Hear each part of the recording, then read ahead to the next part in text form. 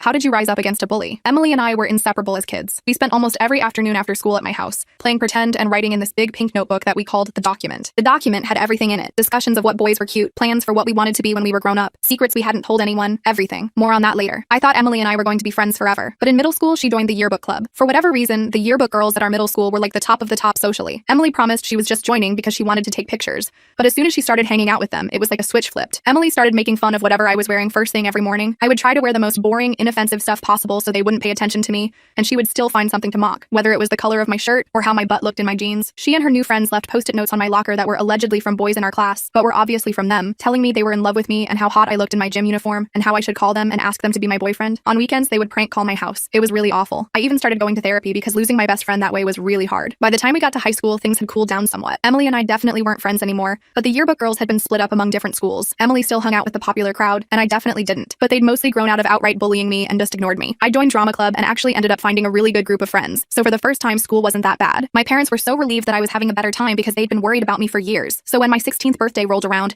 they surprised me by telling me they were throwing me a really elaborate party. I was shocked. My parents are not the extravagant type, but they went all out, and it sounded like it was going to be amazing. They leaked the details to me little by little to draw out the suspense, which was cute of them. It became kind of a game with me and my friends, where I'd come to school and every few days I'd have a new piece of info about the part. There's going to be catering. They're putting up a tent in our backyard. We're having live music. It kind of became like our party more than just my party, and I was so psyched to share it with them now that I finally had good friends. But because we were talking about it a lot, I guess word got out around the school, and people who weren't originally invited started asking me if they could come. I had to say no to everyone because I knew my parents were already dropping a ton of money on this, and I wasn't going to burden them with extra guests. Most people were really understanding when I told them that was the reason, and I let them down really gently, except for Emily. When Emily had the nerve to approach me and ask me if she could drop by my party, I actually laughed in her face. I said, "Oh, now you want something to do with me?" Like, the audacity. I thought that was the end of it, but then the party happened. I was having an amazing time with my friends at this incredible party in my backyard, and then who should roll up but Emily with a few of her friends. They came in so nonchalantly and just started milling around and eating the appetizers and ordering mocktails. Emily was totally avoiding eye contact with me, and they were all just acting like they belonged there. My friends obviously knew I did not want Emily there, and kept asking me what the hell she thought she was doing. I approached her and told her that she needed to leave. She popped a shrimp in her mouth and said, "Make me." So I did. I'm kind of a hoarder, so I knew that way in the back of my closet I still had the document, in all its pink composition book glory. So I went inside, grabbed it, and picked out a few choice packages. When I came back out to the yard, I asked the band to stop the music for a minute and took the microphone. I said that since my oldest friend had decided to come, I wanted to share some of our fondest memories, and I started reading from the document. Passages included: 1. Her confession that she was really curious what dog poop tastes like. 2. Her revealing that, "I'm the one who put my sister's hamster in the microwave, but I told everyone it was my brother." 3. Her nighttime routine. "I like to touch myself below my belly button and think about my mom's feet," etc. Everyone was losing it, laughing at her, including her little friends who she brought. Emily tried to charge the stage and take the document away from me, but my friends held her back. She tried to get her friends to leave, but they told her no way. They wanted to hear the rest of this, so she finally just left on her own, crying. I don't feel bad at all. My only regret is that I didn't use the document to shut her up back in middle school.